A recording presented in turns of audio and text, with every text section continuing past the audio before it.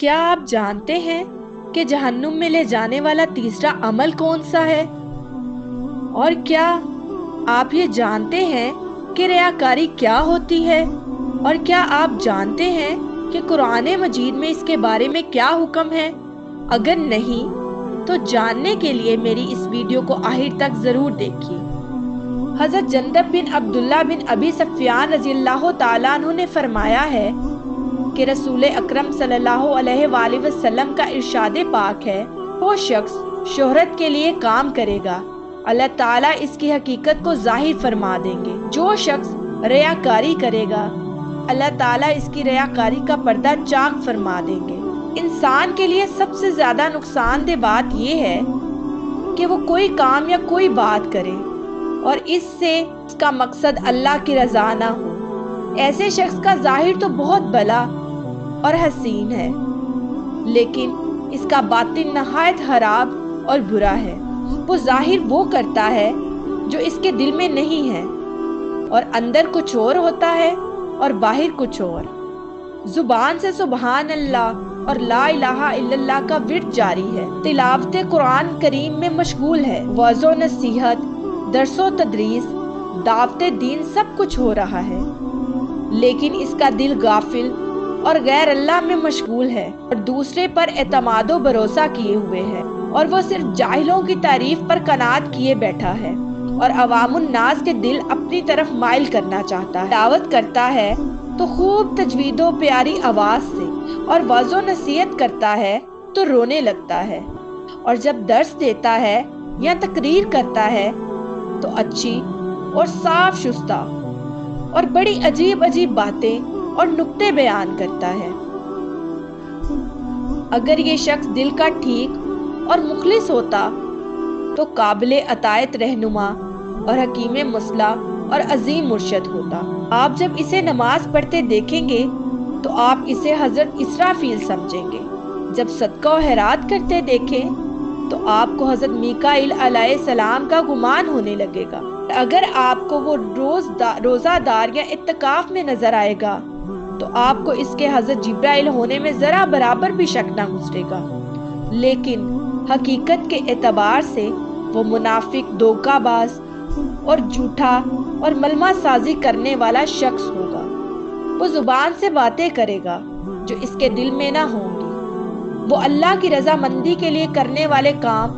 لوگوں کے دکھانے اور ریاکاری کے لیے کرے گا۔ ایسے ہی لوگوں کے بارے میں اللہ تعالیٰ کا ارشاد ہے، سو بڑی خرابی ہے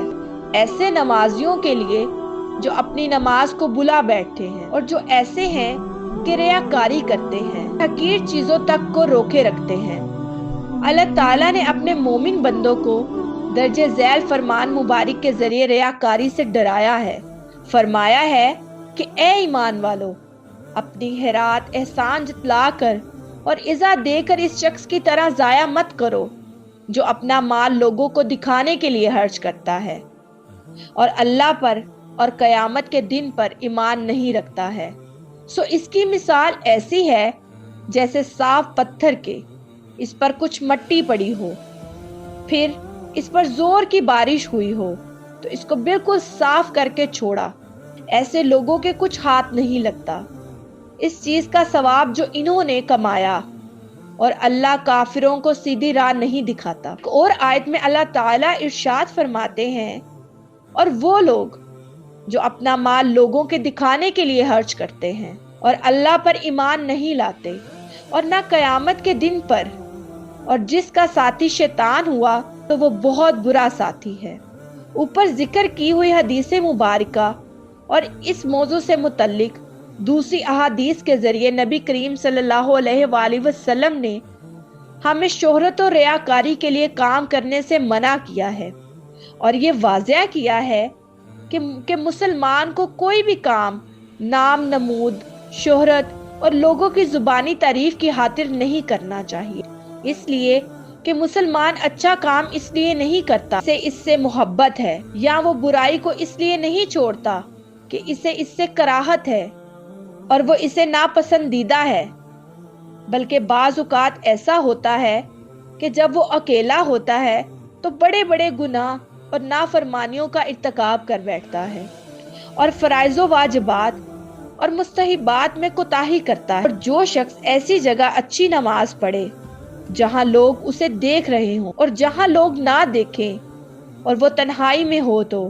وہاں صحیح طریقے سے نہ پڑھے، تو اس شخص نے اپنے رب الجلال کی توہین کی ہے اور اس حرکت کے ذریعے وہ منافقوں کا سا کام کر رہا ہے۔ ارشاد باری تعالیٰ ہے، البتہ منافق دغا بازی کرتے ہیں اللہ سے اور وہ وہی ان کو دغا دے گا۔ جب نماز کو کھڑے ہوتے ہیں لوگوں کو دکھانے کے لیے اور یاد نہیں کرتے اللہ کو مگر تھوڑا سا، دونوں کے بیچ میں لٹکے ہوئے ہیں، نہ ان کی طرف اور نہ ان کی طرف، اور جس کو اللہ گمراہ کر دے تو آپ اس کے واسطے ہرگز کہیں راہ نہ پائیں گے۔ اور نبی کریم صلی اللہ علیہ وآلہ وسلم نے ارشاد فرمایا ہے کہ اخیر زمانے میں ایسے لوگ نکلیں گے جو دنیا کو دین کے ذریعے حاصل کریں گے، لوگوں کو دکھانے اور اپنی مسکنت ظاہر کرنے کے لیے دمبوں کی کھال پہنیں گے، ان کی زبانیں شہد سے زیادہ شیریں ہوں گی اور ان کے دل بیڑیوں سے ہوں گے۔ اللہ تعالیٰ فرمائیں گے کہ کیا وہ میری ڈیل کی وجہ سے دھوکہ میں پڑ گئے یا میرے اوپر جری ہو گئے؟ میں اپنی عزت و جلال کی قسم کھا کر کہتا ہوں کہ میں ایسے لوگوں پر انہی میں ایسا فتنہ مقرر کر دوں گا جو حلیم و بردبار شخص کو حیران و پریشان کر ڈالے۔ اور جو شخص کسی ایسے کام میں لگا ہو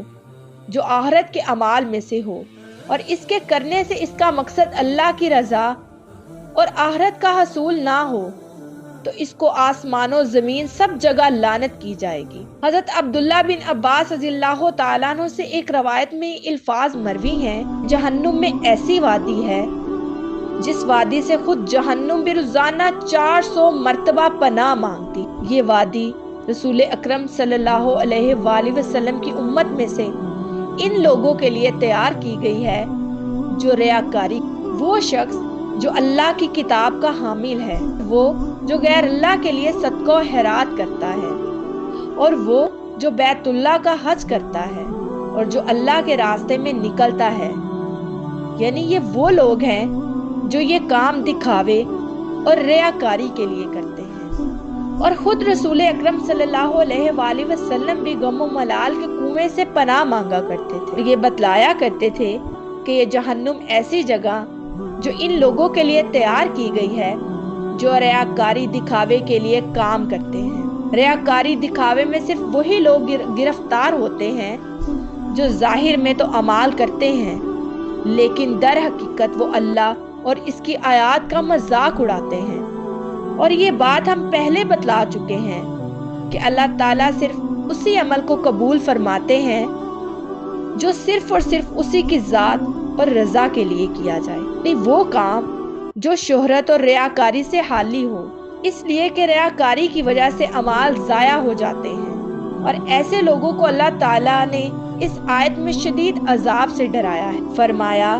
اور جو لوگ بڑی بڑی تدبیریں کرتے رہتے ہیں انہیں سخت عذاب ہوگا اور ان کا مکر سب نیست و نابود ہو کر رہ جائے گا۔